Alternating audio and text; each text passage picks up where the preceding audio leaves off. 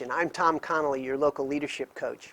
Today, I'm going to talk about taking charge of an organization. Now, in the Marines, we have a saying, lead, follow, or get the hell out of the way. And we have another one that says, when in charge, take charge. Sounds simple. If you have ever been in the military for very long, you've taken charge of multiple organizations.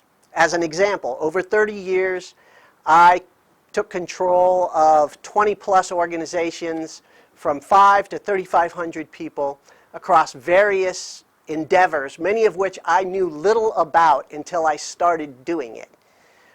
I was responsible for large quantities of equipment, a budget, people, training the unit for that mission, and the growth and training of the people individually. With responsibility and authority, those grew with each organization, and although they were a complex challenge, with each experience, I became more capable of the next challenge. So one of the things that I found that was key to taking charge was a good assessment of the organization, its strengths and weaknesses, and its ability to accomplish the mission. Now, critical in that is the idea of the 80-20 rule. Now, the 80-20 rule says you get 80% of your result from 20% of your activity, your effort. So the hard part was figuring out what was the 20% and then prioritizing that 20% of your activity that created the 80% of result and prioritizing those efforts. Now, that also means you have to get rid of that 80% or put more of that 80% into the 20% things that you're doing. Am I confusing you completely? 20% of your activity gets you 80% of your result. So you've got to figure out how to get rid of those things that don't get you good, high payoff results.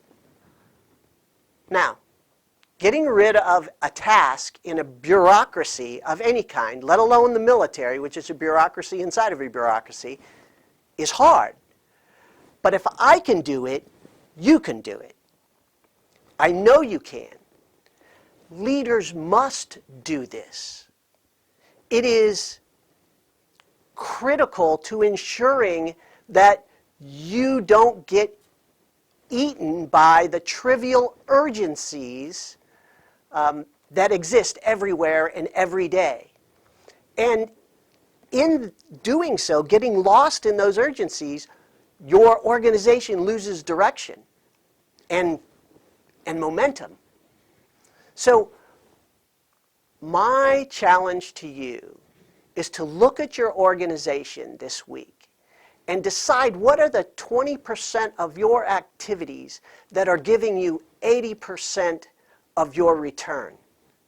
Then look at your own job and do the same, because you have to do this as a leader for yourself as well. Now start figuring out how to get rid of the other 80%. And that's not going to be easy, but it's going to pay off. When everyone rows in the same direction, you go faster and farther. And that's because all things are possible with prayer and heavy deadlifts.